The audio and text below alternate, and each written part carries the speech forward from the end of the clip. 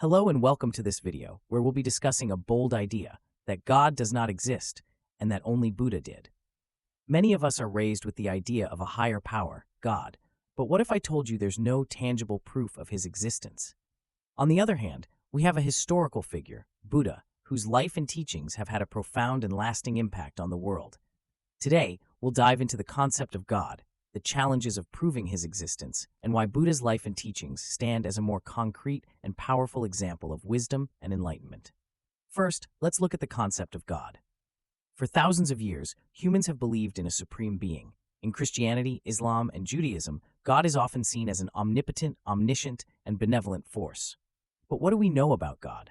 We don't have any tangible evidence that God exists. No scientific proof, no verifiable interactions. Religious texts claim God created the universe, but there's no physical trace of his presence.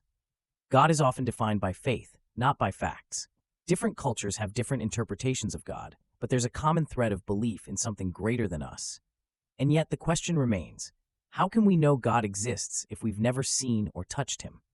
And why do so many people who don't believe in God live fulfilling, ethical lives? If we look more closely, the idea of God raises even more questions. Why would a benevolent, omnipotent God allow suffering, war, and injustice in the world? Religious texts describe God as all-loving, yet the world is full of pain. Can we truly say that a perfect, all-powerful God exists when such contradictions and inconsistencies exist? Think about it. In today's world, people are searching for answers to real-world problems like hunger, disease, and mental health. We are often told that God works in mysterious ways, but what kind of deity would leave humans to suffer without clear intervention or explanation? If God is supposed to be omnipotent and omnibenevolent, why doesn't he step in and end suffering? Now, let's turn our attention to Buddha. Unlike God, Buddha was a real person, a historical figure who lived in ancient India over 2,500 years ago. Siddhartha Gautama, the man who would become the Buddha, was born into a royal family, but he left all his wealth and comfort to seek the truth about human suffering. Through years of meditation and self-reflection, Buddha reached enlightenment under the Bodhi tree. He discovered the Four Noble Truths, which are at the core of Buddhist philosophy. Suffering exists, suffering has a cause, suffering can be overcome, and the path to end suffering is the Eightfold Path. Buddha's teachings are practical, logical, and directly related to human experience, offering a path to end suffering and attain peace of mind. Buddha's teachings are grounded in the human experience. He didn't claim to be a divine being. Instead, he showed people how to achieve enlightenment through their own effort.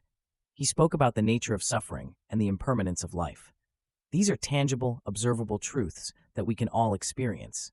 Contrast this with the concept of God in monotheistic religions. God is often portrayed as an omnipotent and omniscient being who is beyond human comprehension. But how can we understand a being who is not only beyond our reach, but whose existence is based on faith rather than evidence?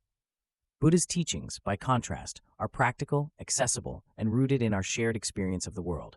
In conclusion, Buddha's existence and teachings offer us concrete wisdom, while the idea of God remains elusive and abstract. Buddha's life was not a myth or an unseen entity. It was a real, historical journey that continues to influence millions of people today. His teachings are as relevant now as they were 2,500 years ago, providing a path for individuals to follow towards self-improvement, inner peace, and enlightenment.